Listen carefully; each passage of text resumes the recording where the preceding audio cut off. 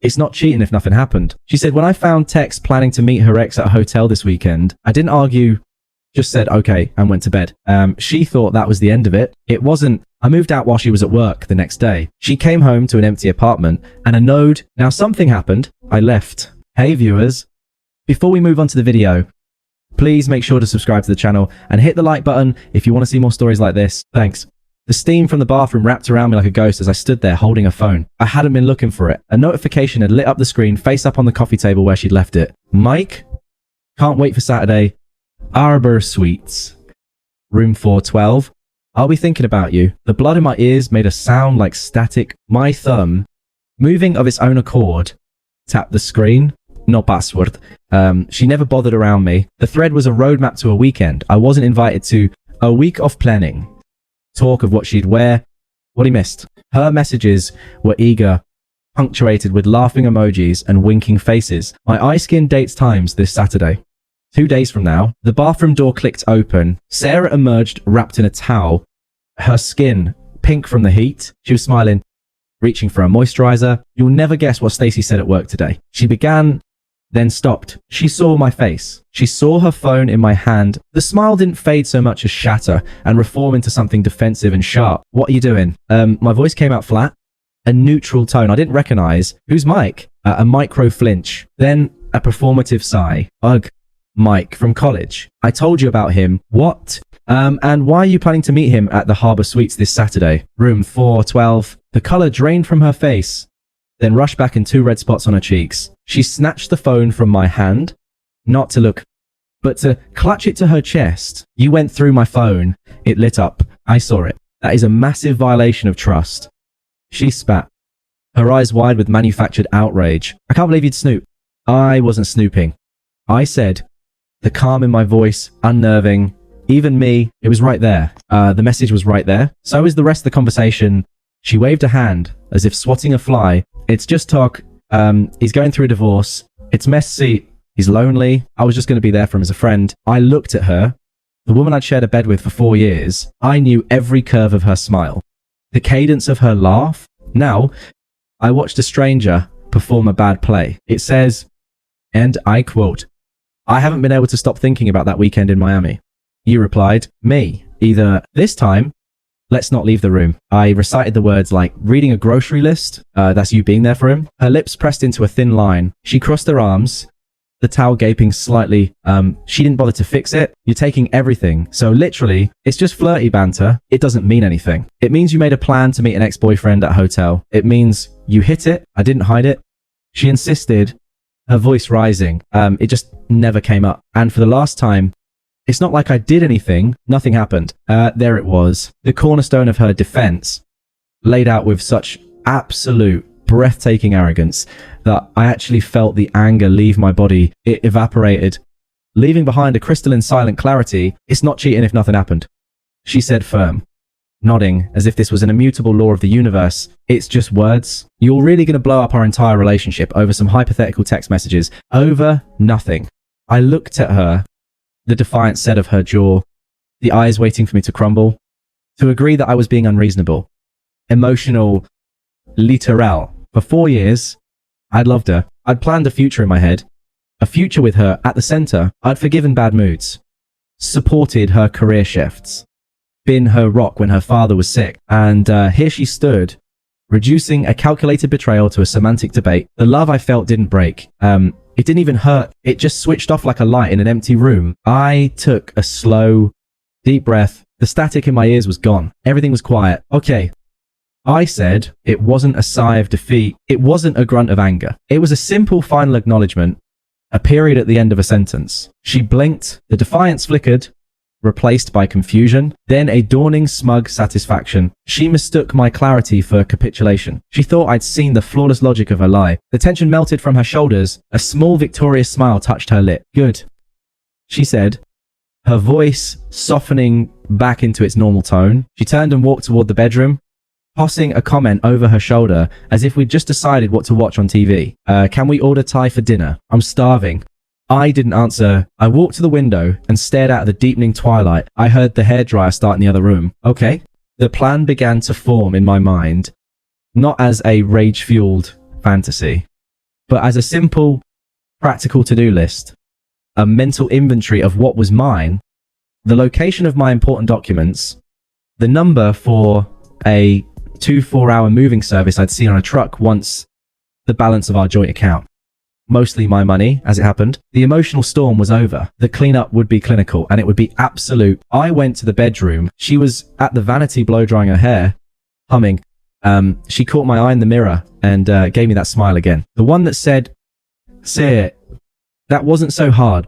I got into bed, fully clothed, and turned my back to her. I didn't toss and turn. I lay perfectly still, eyes open in the dark, mapping my exit strategy with a calm, surgical precision. The last threat of us had been cut. Now I just had to walk away from the tapestry before she realized it was already unraveling in her hands. The alarm went off at 6:30 a.m.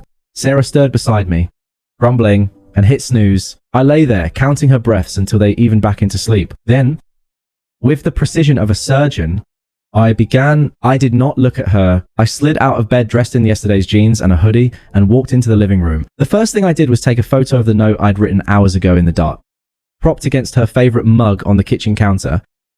Digital timestamp.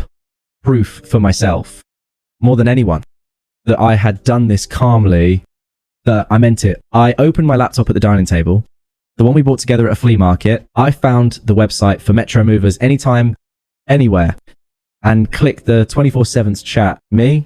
Need 2 movers and a mid-sized truck for a 2-hour job today, starting as soon as possible. 1-bedroom apartment, just a few large items. Agent. We have a crew available at 900 a.m. Me. I'll pay a 50% premium for a crew at 800 a.m.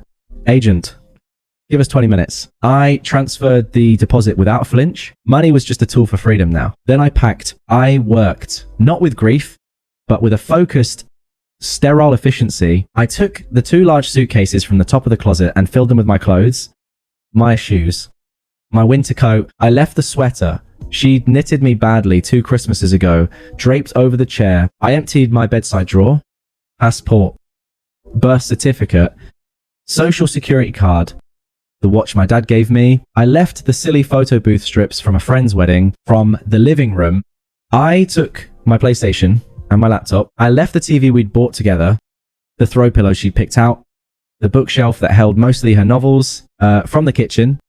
I took only the high-end chef's knife I'd bought for myself, and my favorite coffee mug, a plain black one. I left the fancy espresso machine we'd saved for the one she used every morning. I left the coffee maker to let her buy her own. The movers arrived at 8:05. 2 bored-looking guys named Luis and Dave. I directed them with quiet, short sentences. That desk, yes, just the plain one, not the white one. The guitar case and the amplifier, please.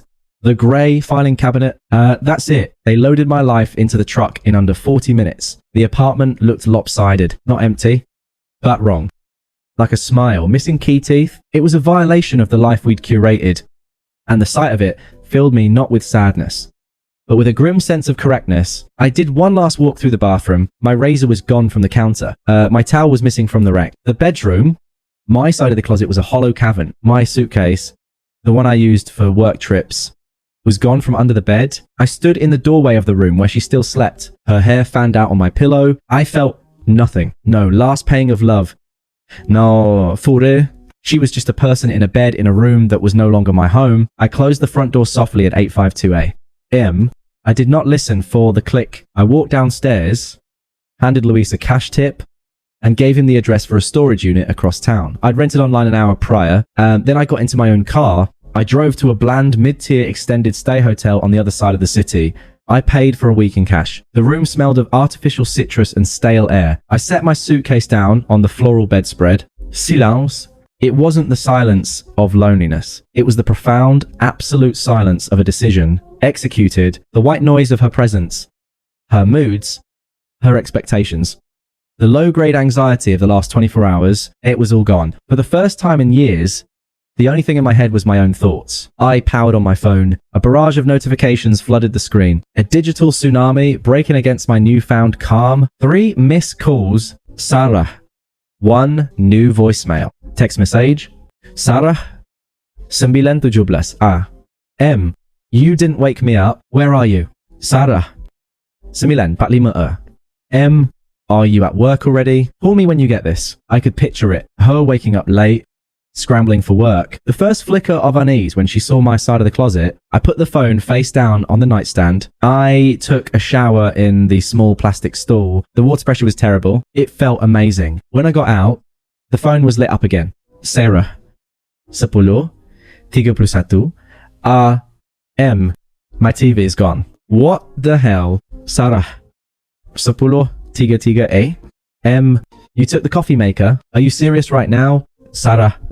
10:45 AM. I'm calling your work. Sarah. 10:52 AM. They said you called in sick. What is going on? This isn't funny. I ordered a mediocre club sandwich from room service and ate it at the small desk. Watching the traffic on the highway below, the phone buzzed intermittently on the bed. A trapped insect. One new voicemail. I finished my sandwich, wiped my hands, and finally picked up the phone. I pressed play and put it on speaker.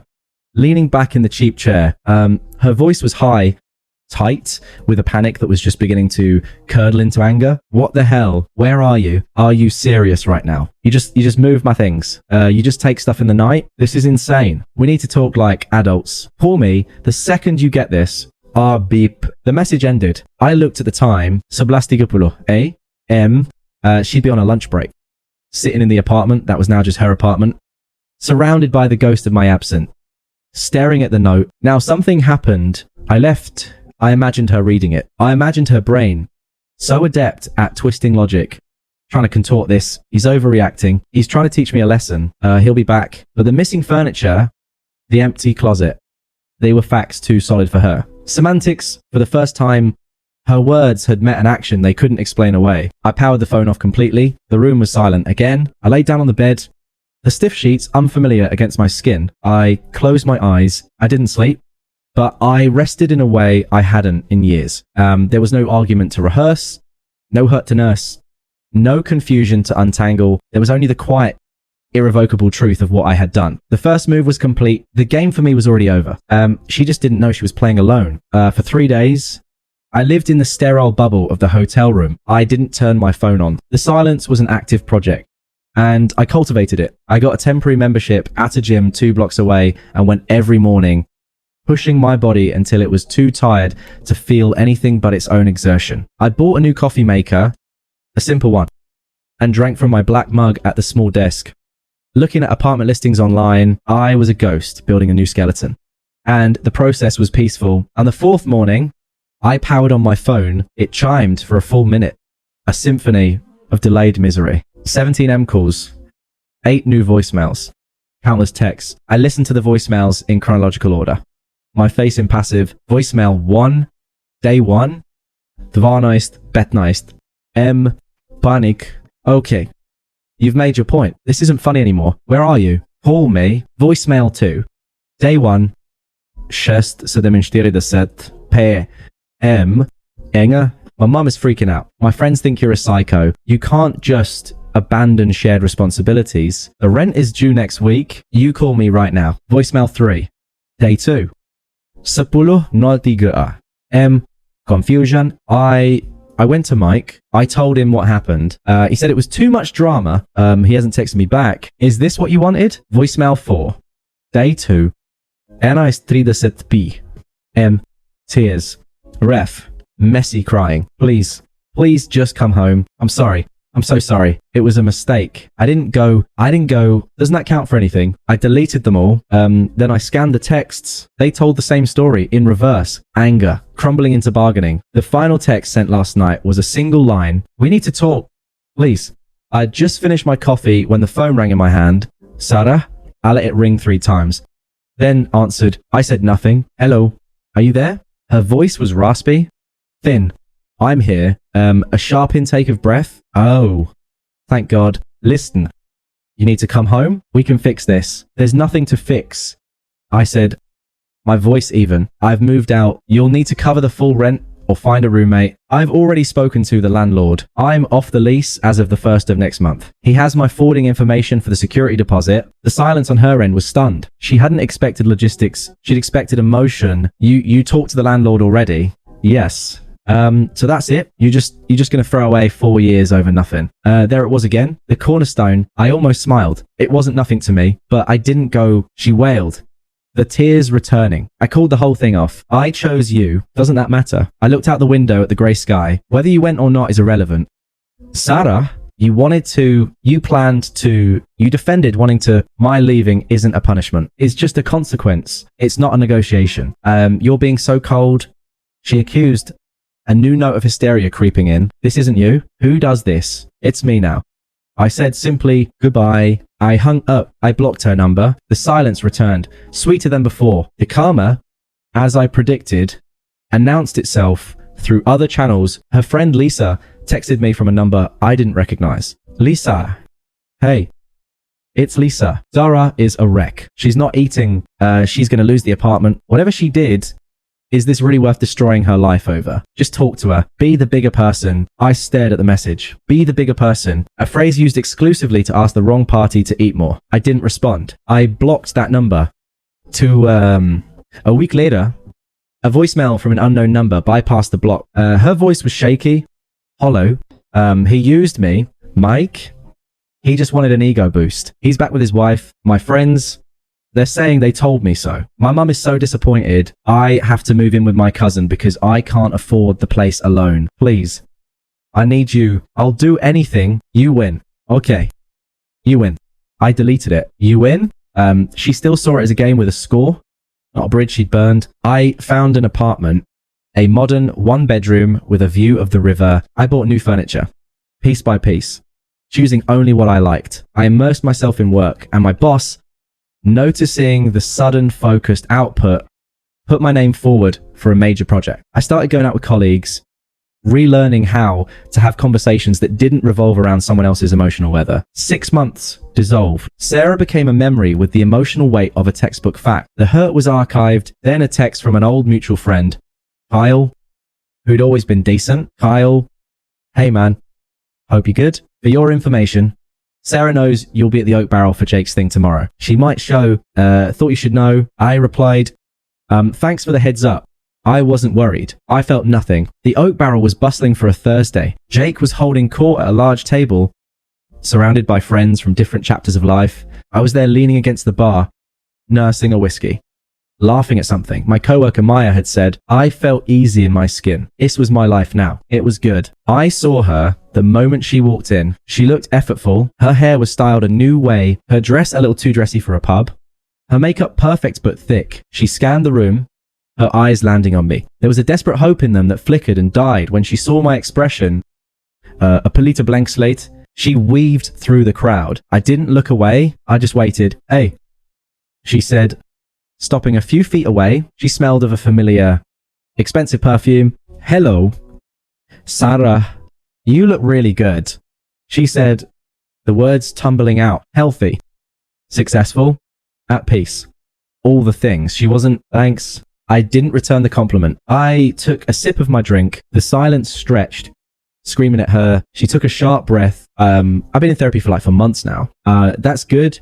I said, the way you'd acknowledge a stranger's claim about the weather, it's made me see everything so clearly. What I did with Mike, the text, it wasn't about you. It was a cry for help. I was insecure. I was lost. I never ever meant to actually lose you. Her eyes were wide, glistening with manufactured sincerity. It was a rehearsed speech. Then the kicker delivered with a fragile smile. I didn't cheat. You know, in the end, I almost laughed. There it was. The final clinging thread of her narrative. Even now, even after all of it, she needed to win the semantic argument. I set my glass down on the bar with a soft click. I looked at her, really looked, and saw only a person who had once been important. There was no charge left, not even negative. I believe you that you're working on yourself. I said, my voice calm and clear. That's good for you, but it has nothing to do with me. She flinched. It has everything to do with you. You're why I'm held up a hand. Gentle but firm. Stop. The word wasn't harsh, but it was absolute. You were right about one thing that night. Words matter. Your words showed me exactly who you were and what you thought of our relationship. My action leaving was just me believing you. She opened her mouth, but no sound came out. The script was failing. You didn't lose me. Sarah. I continued my tone that of a man stating simple facts. I left, and in leaving, I found a life where I don't have to monitor hotel reservations or debate the definition of respect. I found peace. I saw it then. The true dawning horror in her eyes. It wasn't about my anger or my pain, which she could have worked with. It was about my indifference. My complete and total emotional vacancy where she once lived. She was a ghost to me. I picked up my drink again, nodding toward my friends. This chapter is closed. I've moved on. I sincerely hope you do, too. But that's your journey, not mine. I met her gaze one last time, offering a final, quiet truth that was more devastating than any insult. Goodbye. Sarah. I turned and walked back to the table. Maya nudged me. Everything okay? Who was that? I slid into my seat. The warmth and laughter of my friends wrapping around me. I took a sip of whiskey. The smooth, burn a pleasant anchor in the present moment. I glanced back once. She was still standing where I'd left her. A statue of irrelevance in the middle of the happy crowd. I turned to Maya and smiled. A real easy one. No one, I said, just someone I used to know. And for the first time since reading that text in a steam-filled living room, I knew it was the absolute unshakable truth. Thanks for watching. Make sure to subscribe to the channel and hit the like button. What do you think about this story? Share it in the comments.